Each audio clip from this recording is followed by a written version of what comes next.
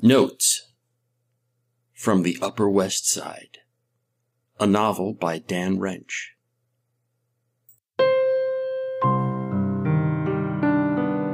Chapter 63, Lunch is Paulie.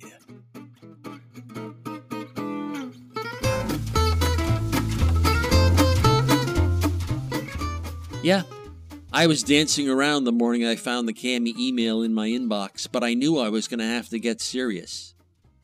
And pronto. Right after dropping the boys off at school, I phoned up the Dark Lord and told him my soul was his. "Start taking the vitamins on the list I sent you," he said. "Then find someplace private and start training Mr. Balls or whatever you call him." Roger that, I said.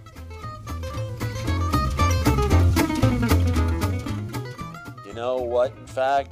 Does Fern Mendez still work at the Commodore? Because you know what Libby says. Yeah, I knew. And I knew Fern Mendez, a.k.a. Fat Fern, pretty well already. I know a lot of people who work at the Commodore. Sometimes when I hang out with Libby, it's in the Commodore lounge, and one of the lounge regulars was Fat Fern, laughing and tossing back mojitos. Fern was a chambermaid and pretty famous for making the male members of the staff feel extra special, in the manly fashion, on demand. See, you can count on the chambermaids in a hotel to know where an empty room is at any given time. And if one of them is so inclined, she can take you to that room on her work break and fuck your brains out. And Fern was famous for being so inclined. So I got word to Libby that I wanted to hook up with Fern, and he got back to me that same afternoon. "Fern says she would love to meet you," Libby said, "in the lounge." I didn't know how to take that. She'd love to meet me? Was she being sarcastic?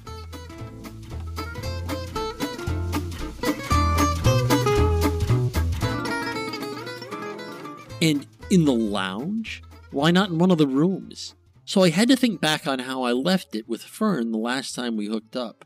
I sounded out the memory and it seemed good. I remembered that back when I saw Fern a few times about 2 years before, she was game, round the clock.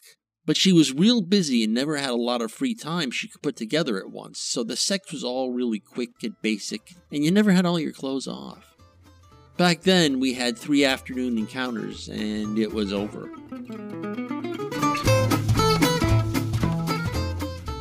We never hooked up again. Almost simultaneously, me and Junior stopped having the big fight that sort of shoved me in Fern's direction. And Fern started seeing Jono and didn't want to be disloyal to him even though Jono was married, which meant he was being disloyal to Fern by definition.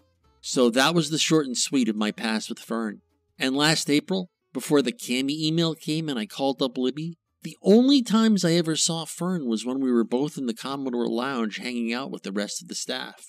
Then after I phoned up Libby and he said Fern would love to meet me in the lounge, I went down to meet her and she was all smiley with me. After some really small talk, she grabbed me by the left hand and took me straight up to room 882, where I sat her down on the edge of the bed and told her how I needed to work myself through increasing stages of arousal over and over, and that she could be a big help by bringing me right to the edge without, finishing. I repeated it for her in case she misunderstood what I was up to.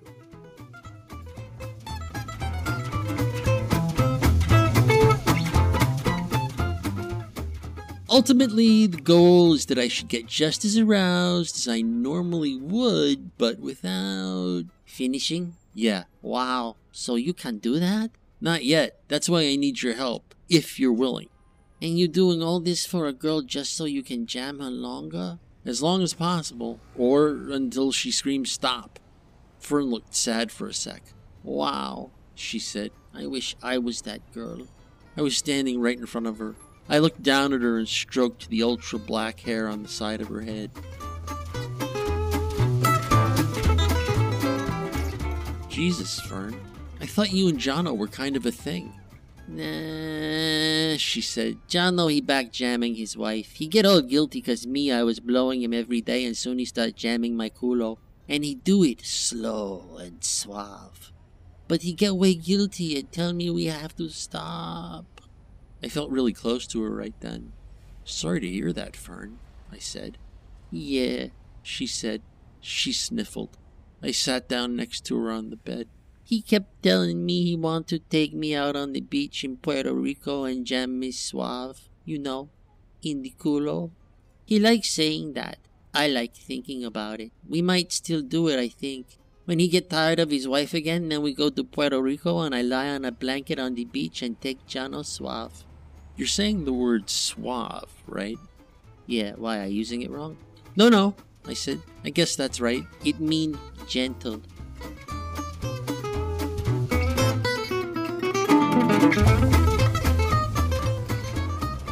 A few seconds later, she was sucking me frantically, almost in a panic, like she lost an heirloom inside my penis.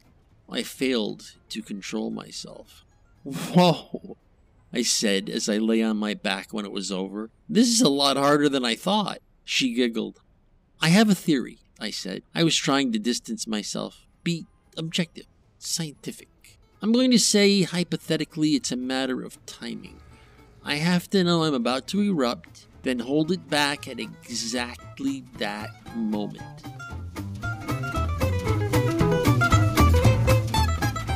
You didn't feel it about to happen? I did, but it was all over before I could remember how to use those muscles, the hold it back muscles.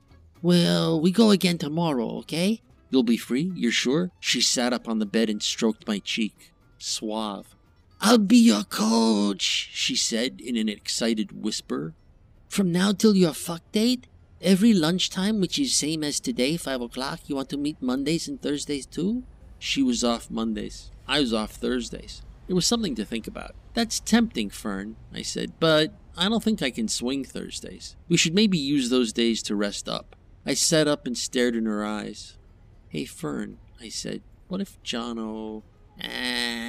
she said, don't worry about him. He's jamming his wife right now, hard, like at a rodeo. If you want me in the next 3 weeks, he can make an appointment for dinner break. She squeezed my arm. Lunch is Paulie, she said.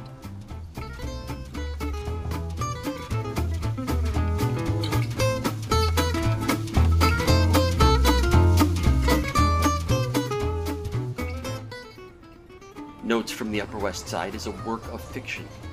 The people depicted in this work do not exist. Notes from the Upper West Side, copyright 2013 to 2018, by Dan Wrench.